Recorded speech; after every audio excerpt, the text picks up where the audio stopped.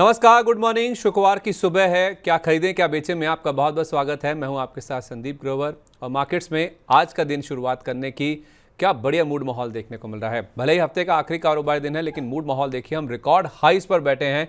Expiry के दिन, weekly expiry के दिन अमूमन हम देखते हैं कि बाजार में एक उलटफेर होता है, पोजीशंस रिवर्स होती हैं, लेकिन इतनी शानदार तेजी आएगी शायद ही किसी ने सोचा होगा। निफ्टी में 500 अंकों के आसपास की तेजी एक ही दिन में, मुझे तो याद नहीं आ रहा लास्ट टाइम मैंने कब देखी थी। अब ये जो इस तरह की तूफानी तेजी हुई है, बाजार में रिकॉर्ड हाइज बने हैं। आपको कैसे रणनीति बनानी है, आज किन सेक्टर्स और शेयरों में कमाई होगी, इन सब पर बातचीत करने के लिए हमारे साथ Lakshmi Shri investment and securities से के head of research Anshul Jain ji हमारे साथ कार्यक्रम में शामिल हो चुके हैं। Sir very good morning, welcome to Money 9 sir. क्या मूड माहौल है बाजार का? नमस्कार संदीप जी। नमस्कार आपके सभी दर्शकों को। धन्यवाद बुलाने के लिए। देखिए कल बेहतरीन क्लोजिंग आई है जो हम एक्सपेक्ट कर रहे थे, और आपके साथ भी मैंने ये लगभग मनी नाइन पे पिछले 2 हफ्तों से डिस्कस करते आ रहे हैं कि 51,500 ये लेवल के ऊपर जैसे ही बैंक निफ्टी जाके क्लोज करेगी, बैंक निफ्टी लीडरशिप पोजीशन में आ जाएगी। कल थोड़ा सा पॉइंट और रह गया, अगर 51,900 के ऊपर बंदी हो जाती तो बहुत क्लीन कट ब्रेकआउट होता और हम ऑल टाइम हाई के टारगेट्स ओपन अप कर देते। नहीं हुआ कोई दिक्कत नहीं है, 1-2 सेशन लगा के शायद हो जाएगा, बट जैसे 51,900 के ऊपर जाएगा बैंक निफ्टी में ऑल टाइम हाई के टारगेट्स ओपन अप हो जाएंगे। पहला जो मेजर रेजिस्टेंस था वो क्लियर हो गया 51,500 का, तो वो ठीक है। अब बैंक निफ्टी लीड करेगा। निफ्टी में 25,750 26,000 तक के लेवल आ सकते हैं, लेकिन आउट ऑफ द टू अगर आपको एक ट्रेड करना है या रिलेटिव स्ट्रेंथ ट्रेड करना है तो आपको बैंक निफ्टी में ट्रेड करना चाहिए, क्योंकि 51,500 क्लियर कट बैंक निफ्टी अब लीडर बन चुका है। बैंक निफ्टी लीडर बनता हुआ नजर आएगा, लेकिन कल तो निफ्टी की जो तेजी है वो भी कहीं भी ऐसी नहीं है कि जो बैंक निफ्टी से पीछे रही हो। देखिए, बाजार में हमने देखा है बुधवार को जो गिरावट हुई थी उसको पूरी तरह से ओवरशैडो कर दिया और चौतरफा खरीदारी कल के मार्केट में हमने बनती हुई दिखी है। वीकली एक्सपायरी के दिन जैसे मैंने कहा, ओवरऑल हम देखते हैं कि रिवर्सल होता है पोजीशंस का, पोजीशंस बदलती हैं, हल्की होती हैं, लेकिन निफ्टी में एक ही दिन में 470 अंकों की तेज़ी, करीब 1450 अंक सेंसेक्स चढ़ के बंद हुआ। बैंक निफ्टी में 750 अंकों से ज़्यादा का उछाल। ज़बरदस्त खरीदारी का मोमेंटम में है बाजार और 25,431 तक निफ्टी पहुंच गया था, जो कि इसका नया रिकॉर्ड हाई लेवल है जो कि निफ्टी ने दिन के दौरान छुआ था। बैंक निफ्टी की जहां तक बात है तो चौथे दिन लगातार हमने देखा 51,000 के ऊपर क्लोजिंग हुई और सेंसेक्स ने भी देखिए 83,000 का लेवल पहली बार छुआ।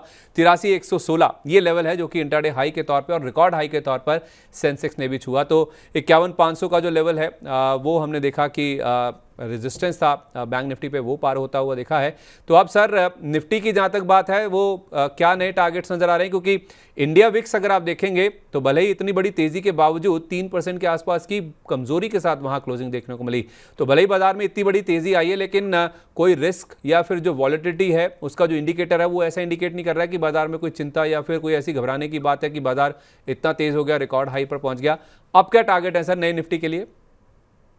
देखिए संदीप जी, हमको यहाँ से निफ्टी बहुत आराम से 25,750 तक जाती हुई दिख रही है। अगर एक्सटेंड करते हैं तो फिर हम शायद 26,000 तक भी निकल जाएंगे। लीडरशिप बैंक निफ्टी में है तो बैंक निफ्टी में बड़े टारगेट्स आते हुए दिख रहे हैं। ठीक है सर, तो फिर लगे हाथ बैंक निफ्टी की भी बता दीजिए, क्योंकि एयू स्मॉल फाइनेंस को छोड़ दीजिए, बाकी तमाम जो 11 स्टॉक्स है बैंक निफ्टी के वो हरे निशान के साथ बंद होते हुए दिखे। इनफैक्ट निफ्टी के तो 50 के 50 स्टॉक हरे निशान के साथ जाकर बंद हुए हैं। तो तेज़ी ज़्यादा सर मुझे तो ऑन द स्क्रीन देखा जाए तो वो निफ्टी पे नज़र आ रही है, लेकिन आप जब कह रहे हैं तो जाहिर सी बात है इसके पीछे कुछ आंकड़े भी होंगे। तो बैंक निफ्टी के लिए कौन से वो आंकड़े हैं जो कि उसको रिकॉर्ड ऊंचाई तक ले जाएंगे सर? देखिए बैंक निफ्टी में क्वार्टरली वीवैप जो था वो इंक्लाइन था 45 डिग्री पे और 51,500 के आसपास था।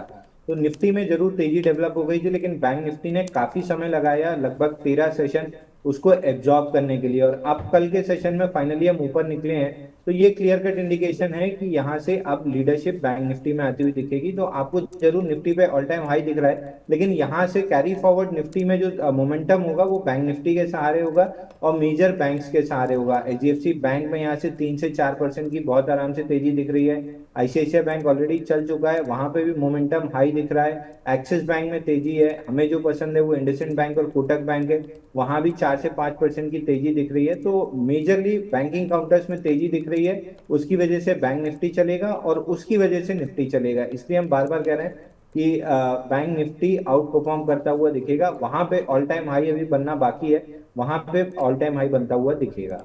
ठीक है, तो ये जो बैंक निफ्टी का ऑल टाइम हाई है सर 53,357 का, उससे हम ऑलमोस्ट 1,500 पॉइंट दूर हैं। क्या इसी सीरीज में आ जाएगा या फिर अगली सीरीज का वेट करना पड़ेगा? और देखिए प्रोबेबली अगली सीरीज के स्टार्टिंग में आता हुआ दिखेगा। ये सीरीज में अब ऑलरेडी आधा समय निकल चुका है, तो अगली सीरीज के पहले हफ्ते में आने के चांसेस काफी हाई हैं। मोस्ट लाइकली अगली सीरीज के पहले हफ्ते के आसपास अगर आप देखेंगे तो वहां पे इस सीरीज की एंडिंग है, मंथ एंड के कॉन्ट्रैक्ट्स देखेंगे तो वहां भी 53,000 के आसपास थोड़ा सा एक्शन देखने के लिए मिल रहा है। तो मैं एक्सपेक्ट कर रहा हूँ एंडिंग में आ जाएगा, या प्रोबेबली ज्यादातर चांसेस यही है कि फर्स्ट वीक में आना चाहिए अक्टूबर के। चलिए, फर्स्ट वीक ऑफ अक्टूबर में आप बैंक निफ्टी पर भी रिकॉर्ड हाई बनते हुए नजर आ सकते हैं। सेंसेक्स निफ्टी तो ऑलरेडी रिकॉर्ड हाई पर पहुंचते हुए नजर आ रहे हैं, और क्या शानदार तरीके से पहुंचे हैं। सभी सेक्टर इंडेक्स में कल हमने देखा हरे निशान के साथ क्लोजिंग हुई। सबसे ज्यादा खरीदारी या सबसे ज्यादा उछाल अगर आप देखेंगे तो उन्हीं सेक्टर्स में जो कि सबसे ज्यादा पिटते हुए नजर आए थे। उसमें मेटल सबसे आगे था क्योंकि ग्लोबली इंक्लाइंड है। इसके अलावा इंफ्रा, पीएसयू काफी दिनों के बाद चले हैं, ऑटो, एनर्जी इंडेक्स, इनमें सबसे ज्यादा तेजी देखने को मिल रही थी। निफ्टी के सभी 50 के 50 शेयर हमने देखा हरे निशान के साथ जाके बंद हुई, जैसे मैंने पहले भी हाईलाइट किया। सबसे ज्यादा तेज क्या था? हिंडाल्को, जो कि 2 दिन से लगातार मजबूत है, एयरटेल, एनटीपीसी, श्रीराम फाइनेंस, ये निफ्टी के टॉप गेनर्स थे। और आईटीसी, एयरटेल, एचयूएल समेत करीब 280 शेयर ऐसे हैं जो कि अपने 52 वीक हाई या फिर रिकॉर्ड हाई पर पहुंचते हुए दिखे हैं। तो आप समझ सकते हैं किस तरह से बाजार में एक्शन है, और खासतौर पर जो लार्ज कैप्स हैं वो किस तरह से हाईलाइट होते हुए नजर आए हैं। तो मेटल, आईटी, ये सर सबसे पहले पिटते हैं जब बाजार में कोई खराब खबर आती है, और जब मार्केट चला है, जब बाजार में लिक्विडिटी का एक गश आता हुआ दिखा है, तो उसमें मेटल और आईटी ही कहीं ना कहीं लीड भी करते हुए नजर आ रहे हैं। और उसमें तेल गैस, बावजूद इसके कि क्रूड थोड़ा सा कमजोर है, $70 के आसपास है अभी भी, इनमें भी रिकवरी काफ़ी तेज़ देखने को मिली है। तो क्या ये जो कल की खरीदारी है ये शॉर्ट कवरिंग के चलते ज़्यादा थी, क्योंकि स्टॉक्स तो यही इंडिकेट कर रहे हैं, या आपको लगता है कि फ्रेश खरीदारी भी आ रही है? देखिए कल के सेशन में शॉर्ट कवरिंग ऑलमोस्ट 60% थी और 40% फ्रेश बाइंग थी। तो दोनों का मिक्स था। अगर केवल शॉर्ट कवरिंग होती तो हम रेजिस्टेंस के पास आके रुक जाते। रेजिस्टेंस के पास से फ्रेश बाइंग आती हुई दिखी है। मेटल काउंटर्स में यहाँ से जो करेक्शन था वो ऑलमोस्ट ऐसा लग रहा है कंप्लीट हो गया है। JSW steel as usually leader है, हिंडाल्को ने भी कैचअप करना स्टार्ट किया है, तो मेजर काउंटर्स चलना स्टार्ट हुए हैं। जिंदल स्टॉ भी चलना स्टार्ट किया है, तो मेजर काउंटर्स चलना स्टार्ट किए मेटल में। IT already out performing sector रहा है। मनी 9 पे 3 महीने 3.5 महीने से हम कहते आ रहे हैं कि फार्मा और आईटी आउट परफॉर्म करेंगे। अब थोड़ा सा फार्मा में हो सकता है कि प्रॉफिट बुकिंग आए, और कुछ हद तक मेटल्स अब रैली लेना स्टार्ट करें और बैंकिंग पीछे से फॉलो करना स्टार्ट करें। तो आईटी में एक लास्ट लेग ऑफ बाइंग जो बची है वो आ सकती है। लेकिन अब यहाँ से आईटी ऑलमोस्ट ओवरबॉट है। आईटी में करेक्शन आने के चांसेस ज्यादा हैं। यहाँ से अपसाइड लिमिटेड है, डाउनसाइड या करेक्शन थोड़ा सा हार्ड आता हुआ दिख सकता है। तो आपका अब यहाँ से पैसा फार्मा और आईटी से निकल के अब मेटल और बैंकिंग में फ्लो होना स्टार्ट होना चाहिए, क्योंकि मेजरली वहां पे रिलेटिव स्ट्रेंथ दिख रही है और बाजार का स्मार्ट मनी का पैसा वहां फ्लो होता हुआ दिख रहा है। तो आप कह रहे हैं आईटी फार्मा से पैसा निकल कर मेटल और बैंक्स में जाएगा, यानी कि डिफेंसिव से पैसा निकल कर अब जो हाई ग्रोथ वाले सेक्टर्स हैं वहाँ पे ज़्यादा शिफ्टिंग होती हुई नजर आएगी। बिल्कुल संदीप जी। अब मेटल्स में और चाइना में अगर रेट कट हो जाता है तो फिर मैं मेटल्स में मान के चल रहा हूँ कि बहुत बेहतरीन यहाँ पे रैली डेवलप होती हुई दिखेगी। इनफैक्ट सर, चाइना की जो आप बात करें, मैं आज ही कहीं पढ़ रहा था कि वहाँ पे शायद 50 बेसिस पॉइंट का एक रेट कट की तैयारी हो रही है, ऐसे मीडिया रिपोर्ट्स के हवाले से खबरें आ रही है। एक ब्लूमबर्ग की मैं रिपोर्ट पढ़ रहा था। तो अगर ऐसा हो सकता है, शायद इसीलिए मेटल ने आज सबसे ज़्यादा लीड किया भी है। तो ग्लोबली जितने भी सेक्टर्स लिंक्ड हैं या इंक्लाइंड हैं उनमें हम देख रहे हैं कि ज़्यादा एक्शन बनता हुआ नजर आ भी रहा है। इसके अलावा सर, पीएसयू, आपसे डिस्कशन हो ही जाता है जब आप आते हैं हमारे साथ, तो आप, मुझे पता है, बजट के बाद से लगातार इस पर बिकवाली करने की राय दे। मुझे याद है लास्ट टाइम पे जब आपसे बात हुई थी आपने कहा था एक लास्ट लेग ऑफ रैली अभी भी बची हुई है, इसमें गिरावट की एक पेन पॉइंट आना अभी बाकी है, तो इसमें अभी भी रुक जाइए। लेकिन अब जो कल के सेशन में खरीदारी हुई है, जाहिर सी बात है कुछ शॉर्ट कवरिंग इनमें भी देखने को मिली है। आप एनटीपीसी देखिए, एमटीएनएल में तो कल सर्किट लग गया था, एनबीसीसी, न्यू इंडिया एश्योरेंस, इंजीनियर्स इंडिया, बीएचईएल, कोल इंडिया, लंबी लिस्ट है सर, जीआईसी, आरईसी देखिए, हुडको देखिए। तो ये जो पीएसयू शेयरों में जो खरीदारी हो रही है, क्या इनमें सिलेक्टिव रहने की ज़रूरत है, या आपको लगता है कि एक अक्रॉस द बोर्ड बाइंग देखने को मिलेगी? देखिए ये सारे स्टॉक्स बहुत ज्यादा पिटे हुए थे, इसलिए लास्ट 2 दिन में थोड़ी सी शॉर्ट कवरिंग के सहारे ये ऊपर आए हैं, या बॉटम फिशिंग जिनको करना होता है, जो कैश में स्टॉक्स हैं वहाँ बॉटम फिशिंग के सहारे थोड़ा सा बाउंस बैक आया है। मैं इन सारे स्टॉक्स में किसी में भी बहुत ज्यादा बुलिश नहीं हूँ। एक कोल इंडिया छोड़ दीजिए, ओएनजीसी छोड़ दीजिए, ये 2 काउंटर्स मुझे तेज लग रहे हैं। ऑयल एंड मैं ऐसा नहीं पूरे पीएसयू स्पेस पे बेरिश हूँ, लेकिन जो प्रीवियस विनर्स हैं वहां पे मुझे रैली आती नहीं दिख रही है, केवल पुल बैक है। फ्रेश रैली पीएसयू में डेवलप होती हुई दिख रही है। वो स्पेस है ऑयल एंड गैस या एनर्जी स्पेस कह सकते हैं आप। कोल इंडिया अच्छा लग रहा है, गेल अच्छा लग रहा है, आईओसी, एचपीसीएल, बीपीसीएल हमको काफी अच्छा लग रहा है। आईओसी हम अपने क्लाइंट्स को यहाँ पे बहुत हद तक बाइंग करा के चल रहे हैं। सबसे बड़ी तेजी हमको ऑयल एंड गैस क्षेत्र में डेवलप होती हुई दिख रही है, जिसमें major beneficiary IOC, HPCL, BPCL रहेगा। उसके बाद अगर देखें तो गेल और ओएनजीसी रहेंगे, फिर कोल इंडिया का नंबर आएगा। तो जो अगर ओवरऑल देखें तो एनर्जी स्पेस हमें तेज लग रहा है। और अगर स्पेसिफिकली अगर आप पॉकेट पूछेंगे तो ये जो ऑयल कंपनीज हैं इनमें मुझे बहुत अच्छी तेजी डेवलप होती हुई दिख रही है। बाकी जो पुराने विनर्स हैं जैसे रेलवे हो गया, डिफेंस हो गया, वो चलिए तो आता इनसे हुआ प्लीज सर बोलिए। जो प्रीवियस विनर्स थे जी। जैसे के रेलवे थे और डिफेंस पैक थे, यहाँ पे ग्रॉसली ओवरसोल्ड है, इसलिए एक बाउंस बैक आता हुआ दिख रहा है। इस बाउंस बैक में आपको एग्जिट करने की कोशिश करनी चाहिए, ना कि फ्रेश बाइंग, क्योंकि वापस से लोअर हाई बना के नीचे आ जाएंगे।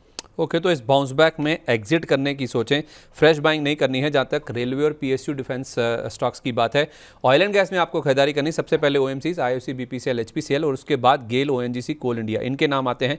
इनमें आप खरीदारी करके चल सकते हैं। ये पीएसयू स्टॉक्स हैं जहाँ पे आप अभी भी खरीदारी करने के मौके ढूंढ सकते हैं। पूरा पीएसयू खराब नहीं है, रेलवे डिफेंस में जरूर आप बाउंस बैक में एग्जिट करके चलें, ये राय निकल के सामने आ रही है। एडवांस डिक्लाइन को समझते हैं। 1608 शेयर चढ़कर बंद हुए कल के सेशन में, और गिरने वाले शेयरों की बात करें तो ऑलमोस्ट 950 शेयर ऐसे थे जो कि गिरे हैं। मिड कैप इंडेक्स 702 अंक और स्मॉल कैप इंडेक्स में करीब 450 अंकों की मजबूती थी। स्मॉल कैप इंडेक्स अगर आप देखेंगे तो अपने रिकॉर्ड हाई से महज 450 अंकों के आसपास की दूरी पे है, लेकिन मिड कैप इंडेक्स ने तो कल अपना रिकॉर्ड हाई बना दिया 59,697। ये नया रिकॉर्ड हाई लेवल है जो कि कल के सेशन में मिड कैप इंडेक्स में बनता हुआ दिखा है। बहुत सारे स्टॉक्स हैं sir mid cap small cap में। जब बाजार कमजोर भी होता था, ब्रेड भी खराब होती थी, तब भी वहाँ पे काफ़ी अच्छे गेंस बनते हुए दिखते थे। उसमें कल के परफॉर्मेंस की बात करें तो केन्स टेक्नोलॉजी, यहाँ पे कुछ खबरें हैं, कुछ पॉजिटिव रिपोर्ट्स आई हैं ब्रोकर्स की, उसका फायदा देखने को मिला। सिरमा, एसजीएस, आर्केट प्लाई, ये तो दूसरे दिन मजबूत था। काबरा एक्सट्रूशन, ये कुछ ऐसे स्टॉक्स हैं जो कि कल बहुत ज़्यादा एक्टिव थे। 10% से ज़्यादा की तेज़ी इनमें देखने को मिली थी। इन स्टॉक्स में या कोई और स्टॉक्स जो कि मिड कैप स्मॉल कैप में जो आपको अच्छे लग रहे हो, जहाँ पे अपमूव स्ट्रांग आ सकता हो? देखिए संदीप जी, लास्ट टाइम भी हमने डिस्कस किया था कि मार्केट ब्रेथ जो है वो थोड़ी सी न्यूट्रल साइड में 50% जाती हुई दिखेगी, और 11 सितंबर को इसकी रीडिंग 54% थी। वहां से बेहतरीन अपमूव आती हुई दिखी है मार्केट ब्रेथ में। तो मिड कैप स्मॉल कैप तेज होते हुए दिख रहे हैं। मिड कैप इंडेक्स आपने जो बताया 59,000, वहां पे हमको 61,500 तक की रैली डेवलप होती हुई दिख रही है।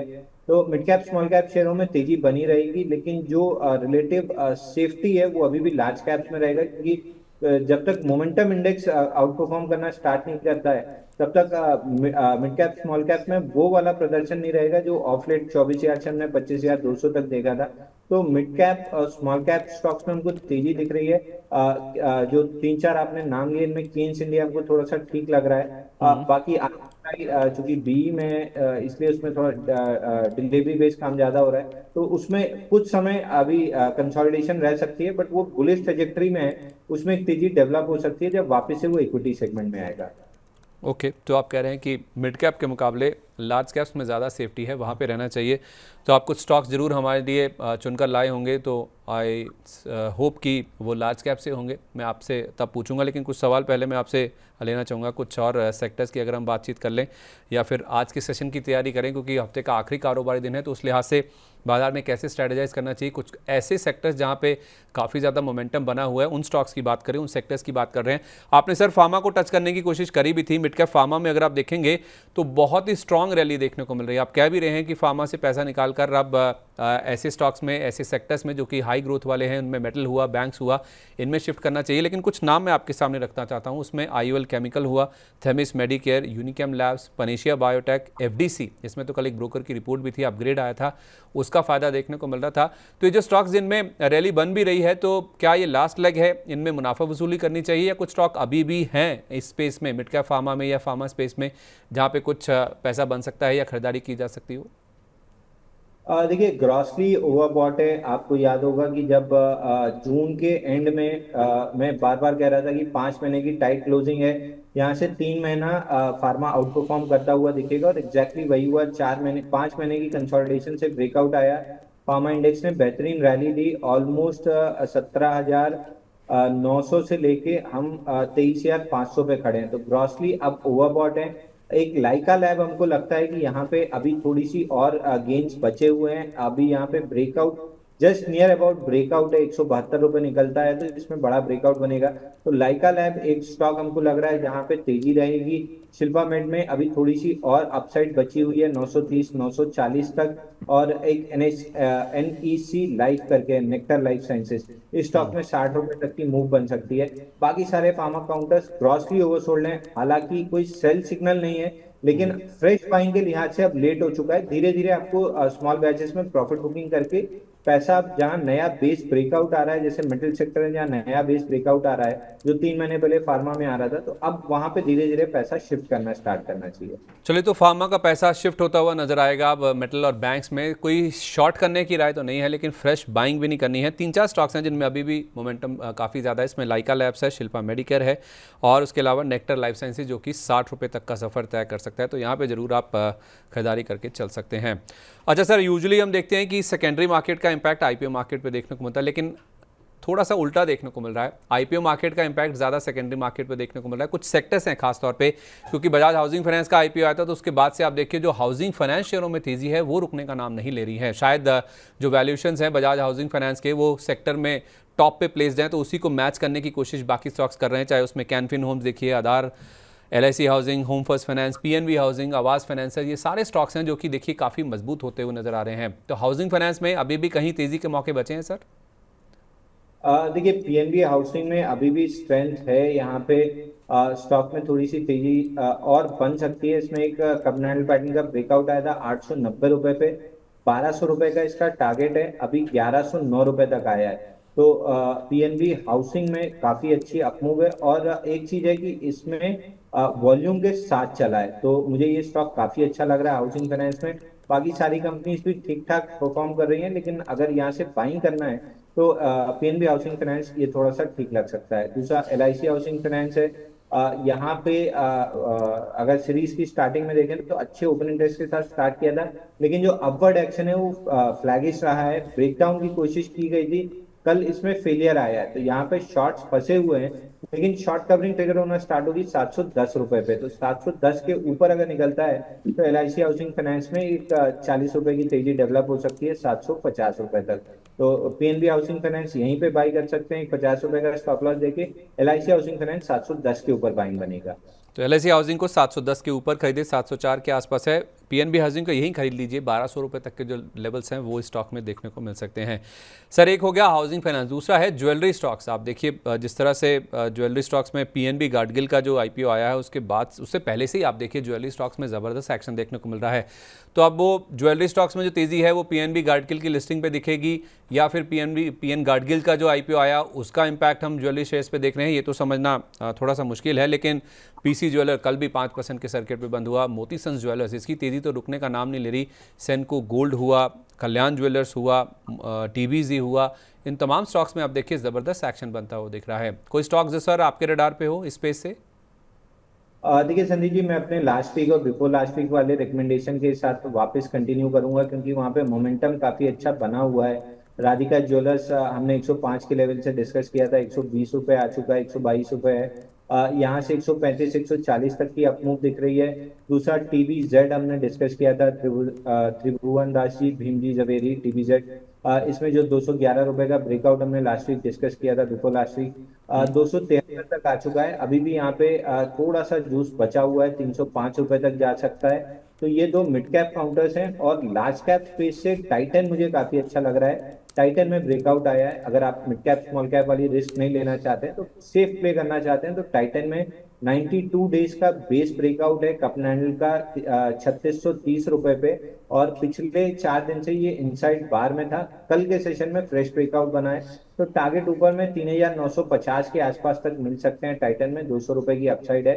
तो मिड कैप स्मॉल कैप में अगर प्ले करना है तो राधिका ज्वेलर्स और TBZ रहेगा। लार्ज कैप में प्ले करना है तो टाइटन प्ले कर सकते हैं। ये तीनों स्टॉक्स में काफी अच्छी मोमेंटम दिख रही है। तो छोटे मझोलों में राधिका ज्वेलर्स और TBZ, और बड़े शेयरों में टाइटन, यहाँ पे 200 रुपये के आसपास की अपसाइड और देखने को मिल सकती है। ज्वेलरी के अलावा अगर हम देखें तो सर एनबीएफसीज में भी काफ़ी अच्छा एक्शन बनता हुआ दिखा है, और ये इसी एंटीसिपेशन में कि अब रेट कट की तैयारी होती हुई नज़र आ रही, क्योंकि कल जो सुबह हमने यूएस के जो नंबर्स आए थे इन्फ्लेशन के, उसके ऊपर रिएक्ट किया। सीपीआई महंगाई 2.9% से घटकर 2.5% पर आ गई।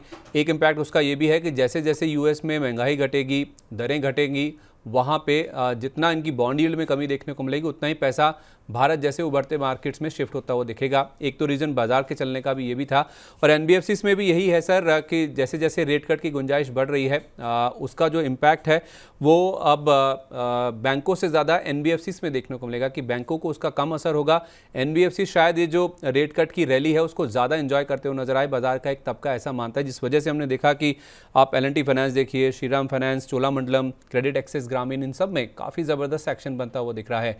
क्या आप भी सिर्फ इत्तेफाक रखते हैं सर, क्योंकि आपने मेटल बैंक्स में तो खरीदारी की राय दी है, एनबीएफसीज में भी दे रहे हैं?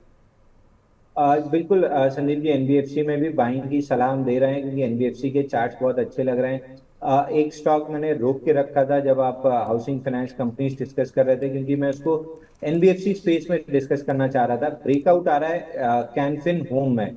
कैनफिन होम में 50 डेज का कबनाइल पैटर्न का कल almost on the verge of breakout आगे क्लोज किया है। प्रोबेबली आज के सेशन में 910 रुपए निकल जाता है तो स्टॉक में बड़ा ब्रेकआउट बन जाएगा। नीचे 845 के अराउंड सपोर्ट है, वही स्टॉप लॉस बनेगा, और ऊपर में 1100 तक का टारगेट मिल सकता है। दूसरा चोला फिन हमें काफी अच्छा लग रहा है, जो आगे मैं डिस्कस करूंगा। इसके अलावा एक स्टॉक है जियो फाइनेंस। जियो फाइनेंस में मैं स्टैंडर्ड डिस्क्लेमर दे दूं, प्रीएम्प्टिव हमने अपने क्लाइंट्स को 320 से लॉन्ग करा के रखा है, क्योंकि बॉटम पकड़ना थोड़ा सा मुश्किल हो जाता है रिलायंस ग्रुप के स्टॉक्स में। यहाँ भी लगभग लगभग 68 डेज का एक कबनाइल पैटर्न बना हुआ है। जैसे ही 354 360 के ऊपर स्टॉक निकलेगा, बड़ा मोमेंटम डेवलप होता हुआ दिखेगा। 100 रुपए आता हुआ दिख रहा है हमको स्टॉक। सर एक बार टारगेट रिपीट कर देंगे, क्योंकि आपकी थोड़ी वॉइस ब्रेक हो गई थी। देखिए, जियो फाइनेंस में जो ब्रेकआउट है वो 360 के ऊपर बनेगा। पहला टारगेट 400 रुपए का रहेगा। टारगेट नहीं, वो एक्चुअली में रेजिस्टेंस है 400 रुपए का। टारगेट इसमें 500 रुपए का आता हुआ दिख रहा है। ओके, तो 500 रुपये का इवेंचुअल टारगेट है। एक बार थोड़ा सा हो सकता है 400 रुपये के आसपास रुकता हुआ देखिए। 360 का लेवल है जो कि ब्रेकआउट का लेवल है, इसके ऊपर जाने पर यहाँ पे खरीदारी बनती हुई दिख सकती है। इन्होंने अपने क्लाइंट्स को 320 रुपये के आसपास से खरीदारी करने की राय दी है। तो ये तो बात हो गई एनबीएफसी स्पेस की। टेक्सटाइल में भी काफ़ी अच्छा रुझान बनता हुआ दिख रहा है sir. Indorama Synthetics, Filatex India, Century Textile, हालांकि यहाँ पे तो कल न्यूज़ फ्लो भी था।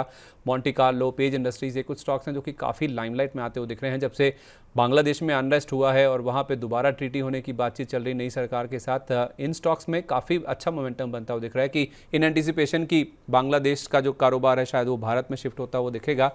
आपकी क्या राय बन रही है सर टेक्सटाइल स्टॉक्स को लेकर? देखिए, टेक्सटाइल स्टॉक हमको काफी अच्छे लग रहे हैं। इसमें एक ब्रेकआउट है, अगर ब्रेकआउट प्ले करना है तो GHCL टेक्सटाइल करके स्टॉक है। इसमें 116 दिन का बेस ब्रेकआउट आया था, उसके बाद से पिनेंट की ट्रायंगल या पिनेंट कह सकते हैं, इसकी फॉर्मेशन है। 113 रुपए निकलता है तो GHCL टेक्सटाइल में ब्रेकआउट बनेगा, ऊपर में 140 145 तक ये स्टॉक दिखा सकता है। इसके अलावा स्टैंडर्ड डिस्क्लेमर दे देंगे, इंडोरामा, फिलाटेक्स और कीटेक्स, ये तीन में हमारे क्लाइंट्स ऑलरेडी लॉन्ग है। हमने डिलीवरी बाय कॉल इनिशिएट करके दिया था, और GHCL में 113 रुपए के ऊपर हम फ्रेश बाय कॉल इनिशिएट करके देंगे। तो ये चार एक्टिवली हमारी वॉच लिस्ट में है, यही हम आपके दर्शकों को भी सलाह देंगे। तो 100 इंडोरामा, हाँ, और GHCL टेक्सटाइल। ठीक है, तो GHCL में आप कह रहे हैं कि 113 के ऊपर खरीदना है, तो टारगेट क्या होगा सर इसमें? 140 145 का टारगेट आपको 2 से सवा 2 महीने में आता हुआ दिखना चाहिए। 2 से सवा 2 महीने में आप कह रहे हैं कि 140 145 तक के टारगेट GHCL टेक्सटाइल में आते हुए नजर आ सकते हैं। दो छोटे छोटे सवाल और हैं सर सेक्टर्स को लेकर। एक तो है पावर सेक्टर, जहां पे काफ़ी अच्छा मूव बनता हुआ दिख रहा है। तो पावर सेक्टर में भी रैली काफ़ी लंबी चली है, क्योंकि डिमांड बहुत मजबूत है पूरे सेक्टर की जहाँ तक बात है। तो Adani power, CG power, INOX wind, KEC international, Thermax जैसी जो और अलाइड सेक्टर्स जुड़े हुए हैं पावर सेक्टर के साथ, उनमें भी काफ़ी अच्छा रुझान बनता हुआ दिख रहा है। तो अदानी पावर भी आ ही गया सर डिस्कशन में, क्योंकि आपने पहले कई बार इसको रिकमेंड किया है। अब दोबारा आप देखिए तो स्टॉक में मोमेंटम बनता हुआ दिखा है। तो क्या करना है सर जहाँ तक अदानी पावर की बात है? देखिए, पावर सेक्टर में अदानी पावर हमारा फेवरेट पिक हमेशा रहा है, लेकिन तब रहा है जब ब्रेकआउट के पास स्टॉक आता है। पिछले ब्रेकआउट को हमने प्ले किया था, मंथली चार्ट पे कंसोलिडेशन था, 3 महीने की इनसाइड बार से इसने जून में ब्रेकआउट दिया, अप्रैल में ब्रेकआउट दिया था और जून में टारगेट अचीव किया था। उसके बाद से कंटिन्यूअस प्रॉफिट बुकिंग में है, क्योंकि बड़ा मूव था तो प्रॉफिट बुकिंग में समय लग रहा है।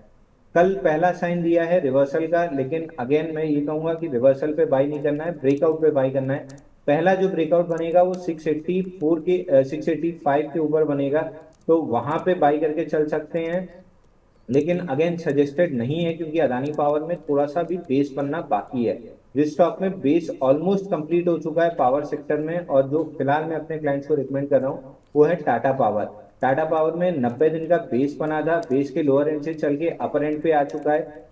यहाँ पे एग्रेसिव प्लेयर हैं, तो लास्ट जो लोअर हाई था 436, उसके ऊपर सस्टेन कर रहा है, तो 436 के अराउंड बाई कर सकते हैं। लेकिन मोमेंटम बनेगा 455 460 निकलने के बाद, तो दो ट्रांचेस में बाई करना चाहिए। 50% 435 के आसपास, 50% पैसा बचा के रखिए। जब 460 का ब्रेकआउट आए तो मोमेंटम बाई कीजिए। बड़ी तेजी से स्टॉक 510 520 की रेंज टेस्ट करता हुआ दिखेगा। तो पावर सेक्टर में हमारी टॉपिक टाटा पावर है। बाकी स्टॉक्स में या तो साइडवेज मूव है या थोड़ा सा डाउन मूव है, तो हमको बाकी स्टॉक्स बहुत अच्छे नहीं लग रहे हैं। तो 685 के ऊपर अदानी पावर खरीदना है या नहीं खरीदना है सर ब्रेकआउट होने पर? देखिए, अगर आप चाहें तो खरीद सकते हैं, मेरी तरफ से सलाह नहीं रहेगी, क्योंकि मुझे बेस बनता हुआ दिख रहा है। इसमें समय कितना लगेगा कहना मुश्किल है। अगर आप वैल्यू इन्वेस्टर हैं जो समय देने में उनको दिक्कत नहीं होती है, वो 685 के ऊपर बाइंग करना स्टार्ट कर सकते हैं। ठीक है, टाटा पावर पिक है पूरे पावर सेक्टर में।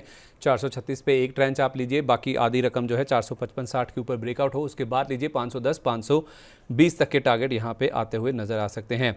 ईवी स्पेस को लेकर सर फिर से बाइंग इंटरेस्ट इमर्ज होना शुरू हो गया, क्योंकि फेम स्कीम को तो सरकार ने कंटिन्यू नहीं किया है, लेकिन उसके लिए एक ईवीज को प्रमोट करने के लिए सरकार ने एक और स्कीम को मंजूरी दी है। परसों शाम ही एक कैबिनेट बैठक में फैसला आता हुआ नजर आया भी है, तो उसका इम्पैक्ट हमने जेवीएम ऑटो में देखा। ओलेक्ट्रा ग्रीन टेक भी इस स्पेस में है, ओला इलेक्ट्रिक है, ग्रीव्स कॉटन है, और भी जो बैटरी बनाने वाली कंपनी से अमर राजा हुआ, एक्साइड हुआ। इनमें से कोई स्टॉक सर जिनमें आपको लग रहा है कि बाइंग इंटरेस्ट बनता हुआ नजर आ रहा हो?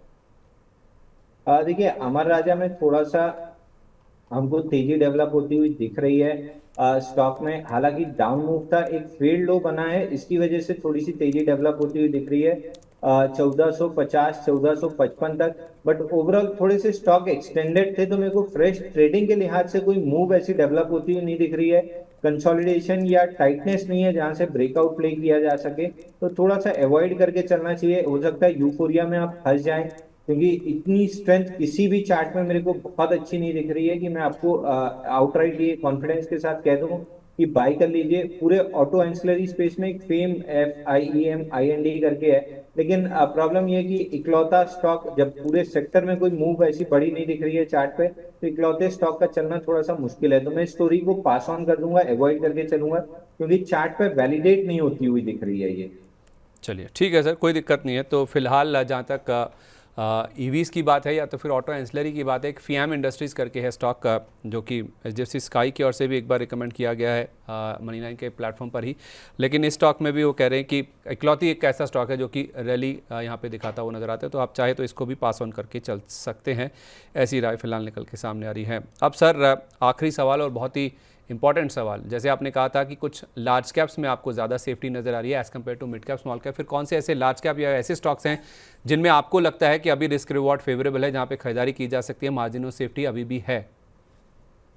देखिए, NBFC और फाइनेंशियल स्पेस जब हम डिस्कस कर रहे थे संदीप जी, तो चोला फिर मैंने कहा था आगे हम डिस्कस करेंगे। चोला प्रिफर्ड पिक है लार्ज कैप में। 1575 रुपए के आसपास बाई करके चलना चाहिए। स्टॉप लॉस आपका रहेगा 1535, और पहला टारगेट निकल के आ रहा है 1625 का। इस स्टॉक में एक कप कैंडल पैटर्न का ब्रेकआउट आया है 1470 रुपए पे। उसका टारगेट लगभग 1750 रुपए है, तो पहले 1625 का टारगेट लेके चलिए। वहां पे 4-5 दिन 8 दिन कंसोलिडेट करके फिर next leg of up move लेगा, तो पहला टारगेट 1625 पकड़ के चलिए। तब तक सेकेंड टाइम मतलब नेक्स्ट वीक भी आ जाएगा, तो हम शायद नेक्स्ट वीक भी स्टॉक को रिकमेंड करेंगे। दूसरा है PVR आइनॉक्स। PVR आइनॉक्स में बेहतरीन अपमूव डेवलप होती हुई दिख रही है। ओपन इंटरेस्ट बहुत बढ़िया डेवलप हुआ है। 26 दिन का कप कैंडल पैटर्न ब्रेकआउट था। ब्रेकआउट के बाद 2 दिन इनसाइड बार बनाया, फिर एक अपमूव दिया, फिर 2 दिन की इनसाइड बार बन चुकी है कल का सेशन मिला के। तो अब जो वर्टिकल मूव आने की एक्सपेक्टेशन है ये काफी बढ़ गई है, तो 1595 1590 की जोन में स्टॉक को बाई करना है। 1565 का क्लोजिंग बेसिस पे स्टॉप लॉस लगाना है कि 1565 के नीचे क्लोज हो तो ही आपका स्टॉप लॉस ट्रिगर होगा, इंट्राडे बेसिस पे नहीं, क्लोजिंग पे। और ऊपर में जो पहला टारगेट मिलेगा वो 1630 रुपए का मिलेगा, क्योंकि वहां पे फिबोनाची एक्सटेंशन का रेजिस्टेंस है। और 1630 स्लाइस थ्रू कर जाता है तो 1675 तक ये स्टॉक जा सकता है। तो फिलहाल के लिए 1630 का टारगेट पकड़िए, उसके ऊपर सस्टेन करता है तो रिवाइज करेंगे। ठीक है, तो क्या ड्यूरेशन लेके चलना है सर दोनों स्टॉक्स की, जहाँ तक बात है पीवीआर आइनॉक्स और चोला फिन में? दोनों में मान के चलिए कि अगर आप 8 से 10 दिन का टाइम फ्रेम देते हैं तो दोनों के टारगेट उस टाइम फ्रेम में अचीव हो जाएंगे। चलिए, तो 8 से 10 दिन का समय दीजिए। पीवीआर आइनॉक्स पहला स्टॉक है जिसमें आप खरीदारी करके चल सकते हैं। 1630 पहला टारगेट है, ये लेवल्स आ जाएंगे तो 1675 तक भी जा सकता है। फिलहाल 1595 के आसपास है, 1595 1590 के आसपास खरीदें। 1565 रुपये का आपको स्टॉप लॉस रखना होगा। और दूसरा नाम है चोला फाइनेंस का, यहाँ पे आप खरीदारी करके चलते हैं तो 1625 आपका पहला टारगेट है। उसके बाद 1750 तक के लेवल्स भी आ सकते हैं, इसमें आपको 1535 रुपये का स्टॉप लॉस लगा के चलना है। बहुत बहुत धन्यवाद सर, आज सुबह हमारे साथ कार्यक्रम में शामिल होने के लिए, अपनी पिक्स देने के लिए और तमाम सवालों के जवाब देने के लिए। जाने से पहले कोई डिस्क्लोजर सर? देखिए, जितने स्टॉक्स में था हाथों हाथ डिस्क्लेमर दे दिया था, लेकिन आईओसी में रह गया था। आईओसी हमारे क्लाइंट्स के पास लॉन्ग हो सकता है, क्योंकि हम 174 175 जोन में काफी रिकमेंड किए थे, तो क्लाइंट्स के पोर्टफोलियो में लॉन्ग हो सकता है। बाकी ऐसी कोई भी काउंटर नहीं डिस्कस हुआ है जो मेरे पर्सनल पोर्टफोलियो में रहा हो, लेकिन बहुत सारे काउंटर्स डिस्कस हुए हैं जो क्लाइंट्स के पोर्टफोलियो में होंगे। तो ये चीज ध्यान में रखिए कि हमारे क्लाइंट्स लॉन्ग हैं उसमें। चलिए, बहुत धन्यवाद सर। रिकॉर्ड हाइस पर हम हैं, बाजार का मूड माहौल बहुत ही स्ट्रांग है। उम्मीद करते हैं हफ्ते का आखिरी कारोबार दिन भी सबके लिए मजबूत रहे, प्रॉफिटेबल रहे। इसी उम्मीद के साथ हम आपको विदा करते हैं sir. Wish you a very good day. Same to. Thank you sir. तो क्या खरीदें क्या बेचें को यहीं पर समेटते हैं, लेकिन सुबह 10:30 बजे बीच बाजार में मेरे सहयोगी विवेक मित्तल आपके साथ जुड़ेंगे। चलते बाजार में आपको बताएंगे किन स्टॉक्स में आपको खरीदारी करनी है, कहाँ पे बिकवाली करनी है, ग्लोबल मार्केट्स में किस तरह का एक्शन है, घरेलू मार्केट्स में उसका क्या इंपैक्ट होता हुआ नजर आएगा। और कल तो हमारे बाजार सीपीआई महंगाई के आंकड़ों पर भी रिएक्ट करते हुए दिखेंगे, तो उस लिहाज से बाजार पर क्या एक्शन बनता है ये देखना बहुत इंपॉर्टेंट रहेगा। तो क्या खरीदें क्या बेचें में आज के लिए बस इतना ही। उम्मीद करते हैं आज भी मार्केट्स में नए रिकॉर्ड हाइज बनेंगे, आपके पोर्टफोलियो में भी हरियाली दिखेगी, आज का दिन आपके लिए बहुत प्रॉफिटेबल होगा। इसी उम्मीद के साथ मुझे आप इजाज़त दीजिए। अब आपसे मुलाकात होगी सोमवार को अगले हफ्ते। तब तक के लिए नमस्कार।